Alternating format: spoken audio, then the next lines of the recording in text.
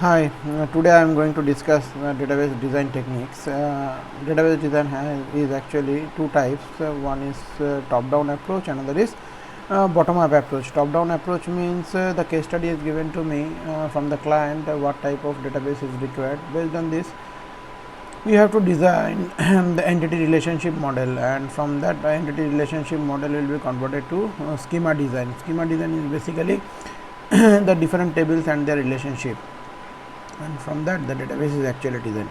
Another approach is the bottom-up approach, means that based on the case studies we will decide what are the tables are required and what are the tuples of the tables should be, and after that designing the tables we will connect all the tables with each other based on their considering its existential integrity constants and referential integrity constraint. So these are the two approach. So in this case we will use the top down approach, that is the ER modeling. ER modeling is basically entity relationship modeling. What is entity? Entity is any physical objects like a person, pencils, table, everything through which we can create a relationship between the objects that are identified by the in the case studies will be considered as an entity, and the properties of an entity will be considered as the attribute. Like suppose if I consider pencil as an entity, that case I have to consider that is the pencil ID and the price of that pencil, like this. And if I consider student as an entity, that case the properties of that student entity will be identified by the student ID, roll number, name, email ID, phone number, date of joining in the school, so etc. will be considered as the attribute for that particular entity. So there are two types of entities are there. One is called regular entity, another is called regular entity, another is called weak entity. So what is regular entity? Let us check. So first of all, the entity will be identified by a rectangle. Suppose if I consider student as an entity, this one is my regular entity. Why it is called regular entity? The properties of an entity will be identified by a few attributes like student ID, roll number, class,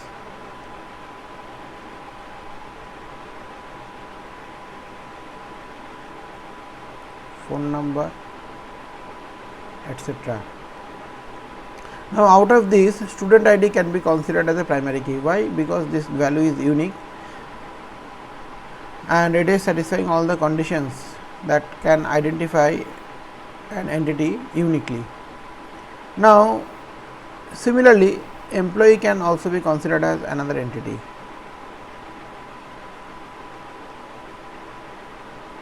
And what are the attributes for that employee entity?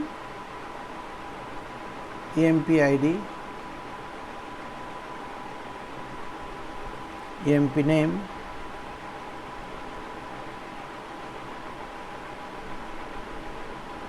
phone number, number of dependent, that means who are the dependent on that employee in the family. Now in this case, in this employee ID, what will be my primary key? Here employee ID should be my primary key. Now if I consider another entity, dependent, that means what are the dependent for that employee. Now for a company, can I identify any one of the dependent using the dependent ID? Because the dependent doesn't have any direct relationship with that company. It will be identified through that particular employee on which the dependents are the family member for that particular employee, right? So in that case, employee ID should be there, then dependent name should be there,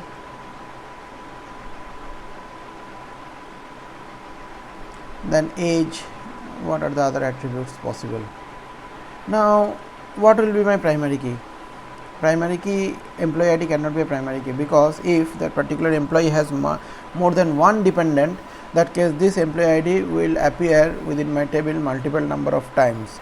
So I cannot consider employee ID as the primary key, but employee ID and dependent name, this composite key can be considered as a primary key.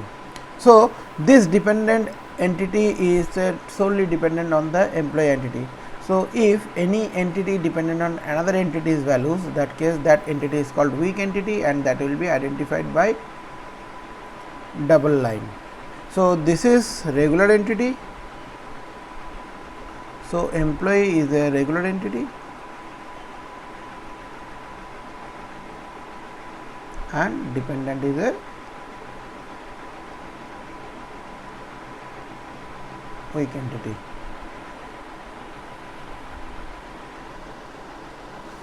Now next thing is the attributes of an entity. So what are the attributes of an entity?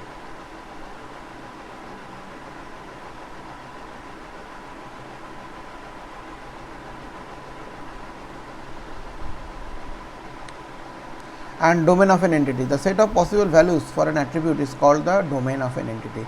Suppose if I consider the marital status, the domain of an attribute marital status, that case what are the possible values? It may be single, it may be married, it may be divorced or widowed. So these are the domains. That means the range of values that can be possible for a particular attribute is called the domain of an attribute. Suppose month, if I consider month as a attribute, that case what should be the possible values? We cannot have more than 12 months, right? So this 12 months, January to December, will be considered as the domain of an attribute.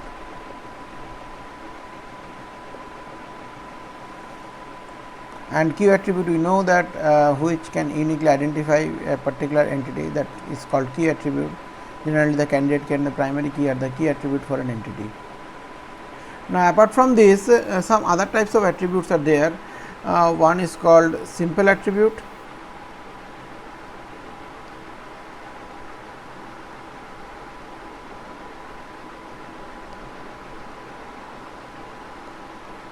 composite attribute,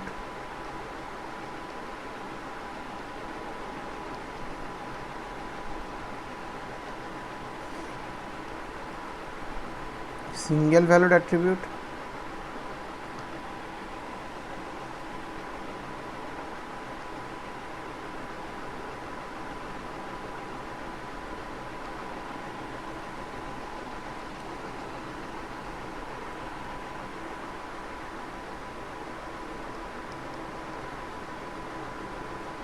then multi-valued attribute.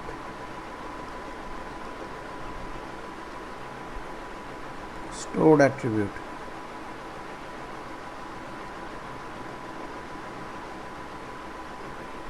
then derived attribute.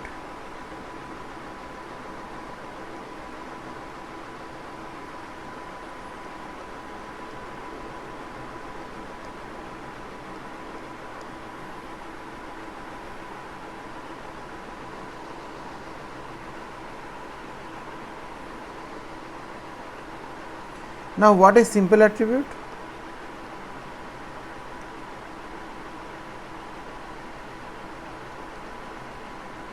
So if an entity, particular entity has a particular single value, that case it will be considered as a simple attribute, or the single valued attributes also, like student ID. I cannot have more than one student ID, right? Or the student's first name or the last name. And if I consider the address of a student, how will you write the address of a student? That case I have to write the street number,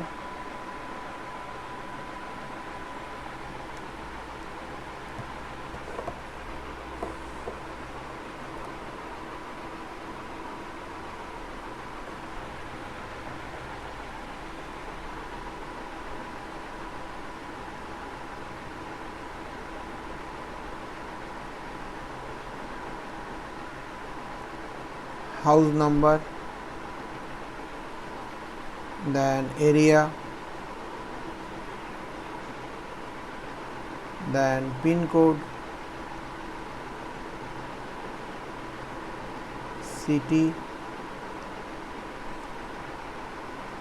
state like this. So these are the sub values of a particular attribute. So these types of attributes are called, these types of attribute, that is the address, is a composite attribute.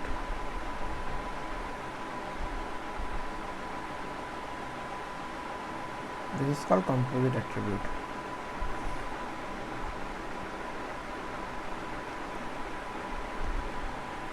Now another type of attribute is that, suppose if I consider the phone number for that particular student entity,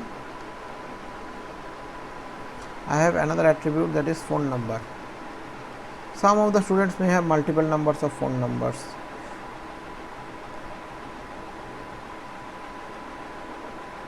Another phone number is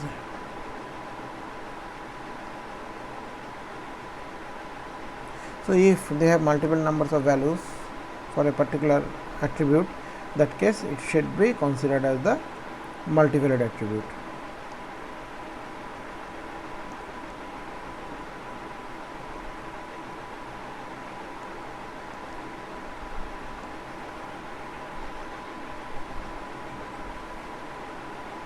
Now another attribute is stored attribute. Suppose one attribute which is value is fixed, which cannot never be changed. Suppose the date of joining of the students, date of joining of the students,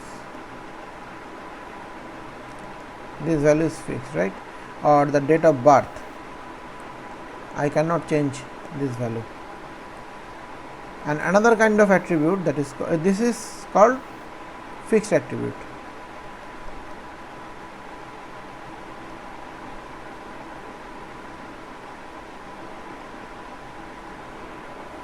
Now if I consider, suppose for the student entity, I am writing it again, for the student entity, if date of birth is given, now can I derive the age of the students from that given date of birth, because from the system date it will negate this values of date of birth, then it will find out the age. So these types of attributes are called the derived attribute.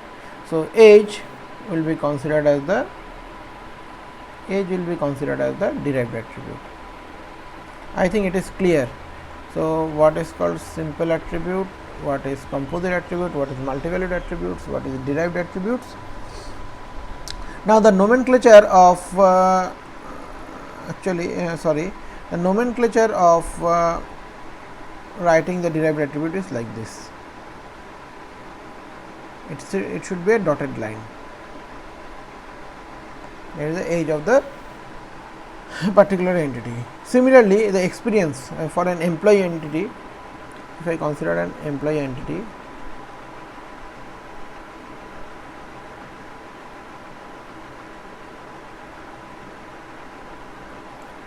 date of joining is given for that particular entity. Now experience of that employee in this particular company can also be derived from that particular, right? Experience can also be derived from date of joining, system date minus date of joining. So similarly we can get it.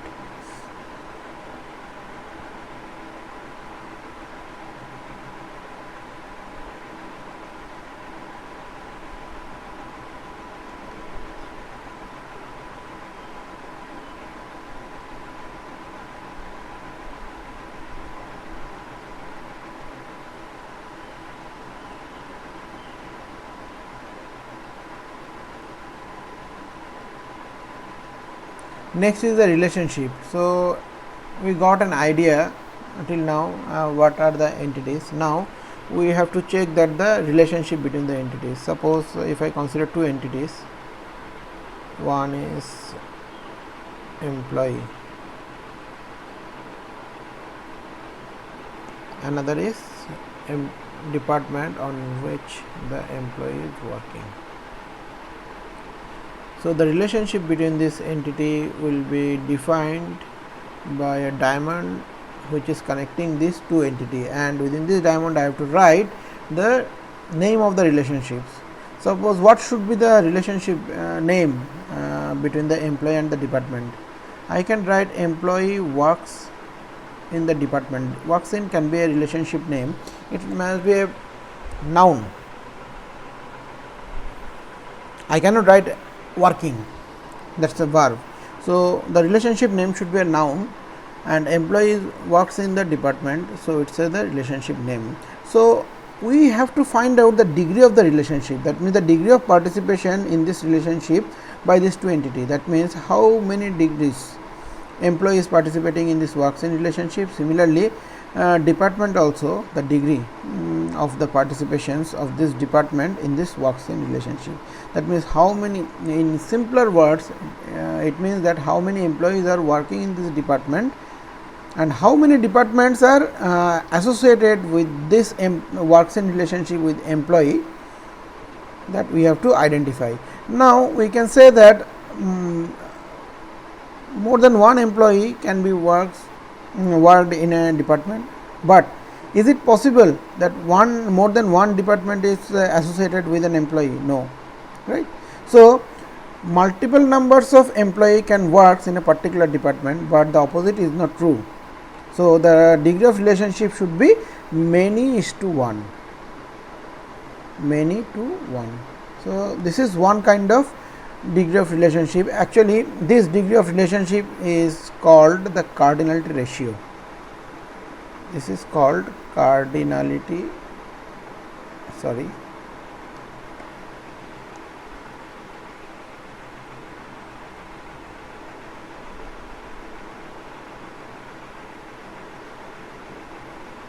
ratio.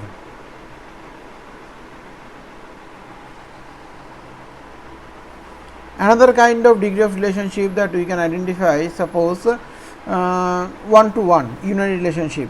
So how it can be possible? Suppose manager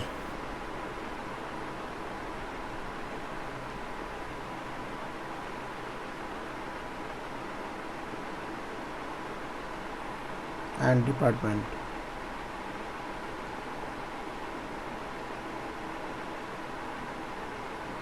What should be the relationship name? You have to identify a suitable relationship name. Can I write manager manages the department? So manages is the relationship name. Now what should be the degree of participation of manager in manager's relationship with the department? It should be 1, right? One manager should manage one department, and one department should be managed by only one manager. So this is 1:1 relationship. So this is called 1:1 participation, or the cardinality ratio is 1:1.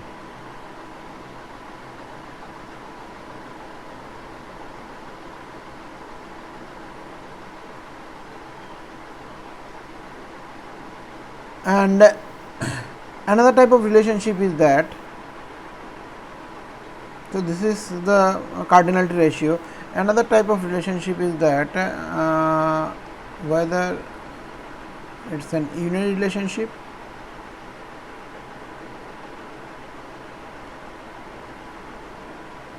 whether it is a binary relationship,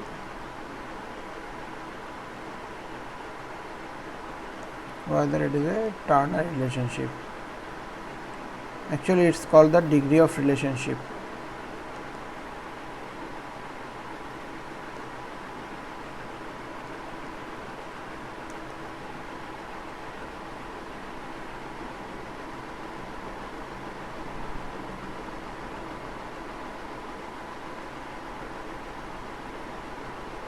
Degree of relationship.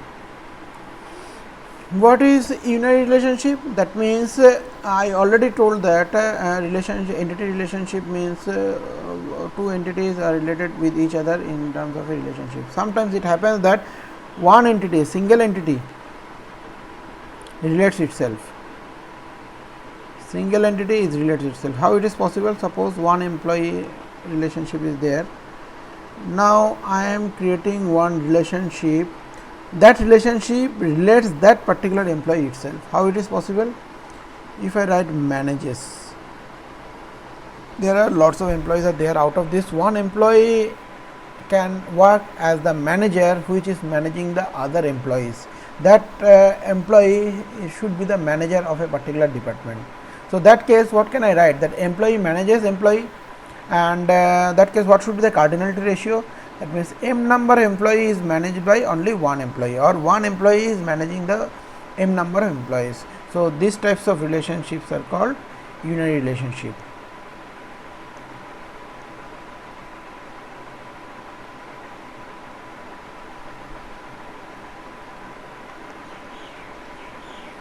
Now binary relationship is obviously that we have shown to you earlier, that if a relationship involves two entities, that is called binary relationship, which is common in practice. That means employee,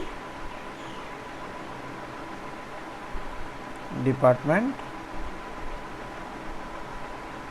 and relationship name is working, not manages.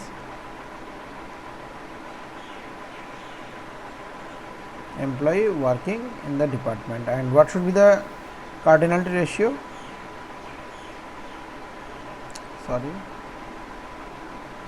What should be the cardinality ratio? Cardinality ratio must be m is to 1. That is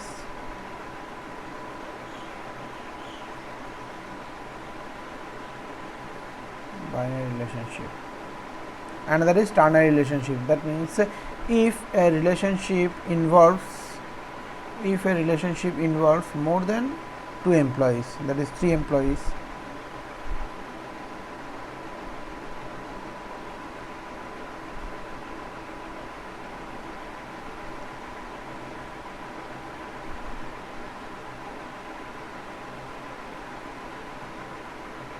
like if I write doctor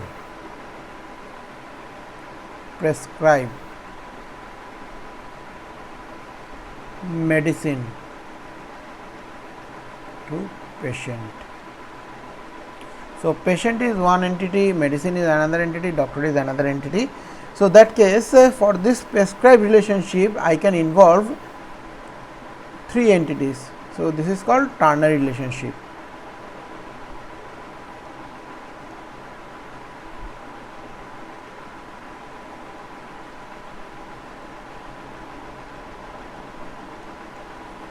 This is called ternary relationship. So in this case also I have to identify the cardinality ratio. That means how many doctors is prescribing medicines to how many patients. So that case I can write that one doctor is prescribing multiple numbers of medicine to one patient. So it's an example of a ternary relationship. Hope it is clear.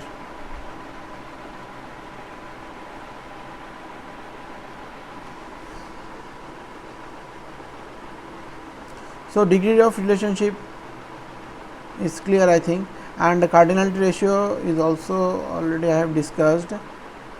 Now next thing is the participations in a relationship.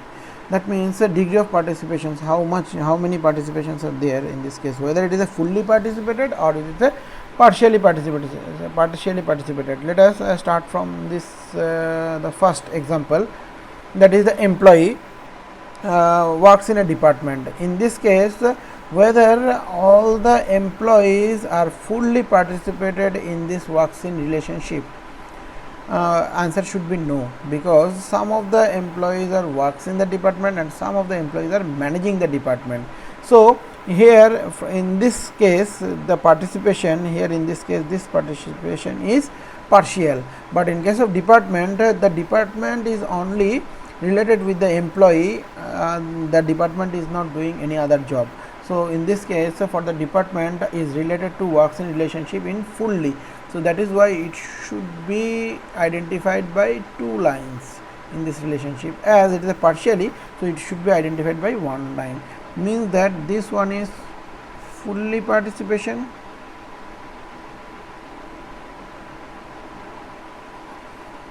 this one is partially participation.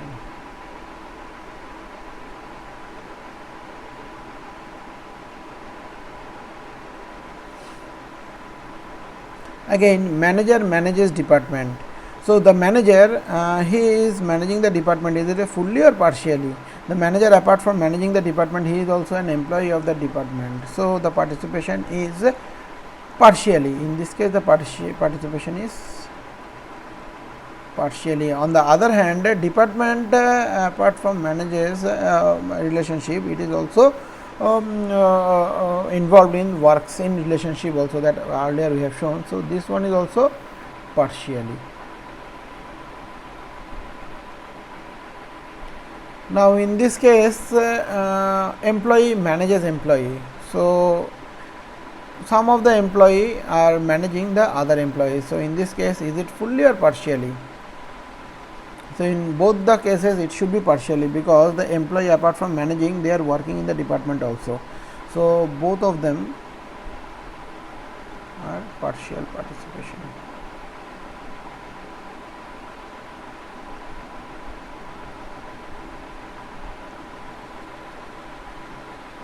Now doctor prescribes medicine. Doctor, apart from prescribing medicine, is the doctor is doing any other job? No. So it should be fully participation. Patient, apart from getting the medicine from the doctor, is there any other thing they are doing in this relationship? Yes, because apart from this, there may be treated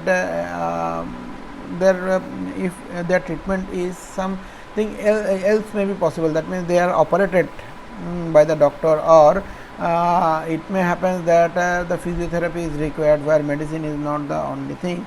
So if I consider in that sense, that case the patient case should be the partially. In the same case, the medicine should be fully related in this case. So I think the cardinality ratio is clear.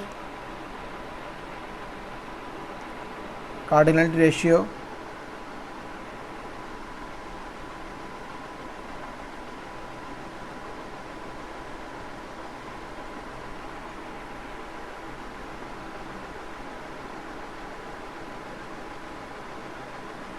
cardinality ratio is clear.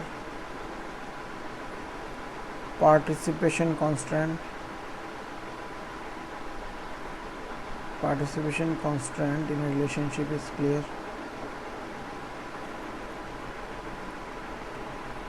What else? Degree of relationship, that is also clear, right? Degree of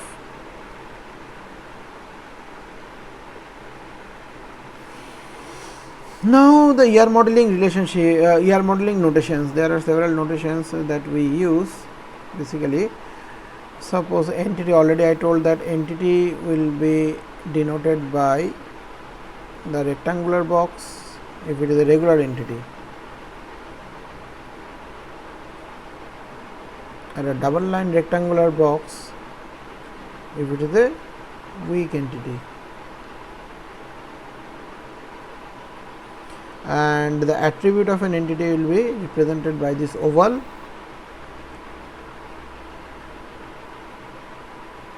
Now out of this, if that particular attribute is working as a primary key, then it will be denoted by a underline, and if an attribute works as a derived attribute, then it will be a dotted line.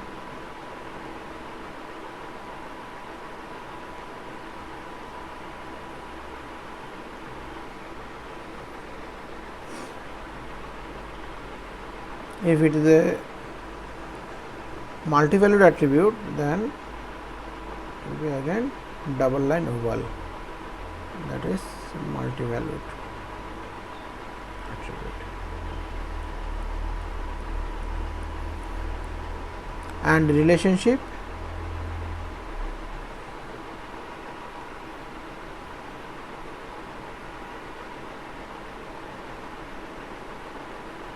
and if it is a weak relationship, that case it should be double line again, that is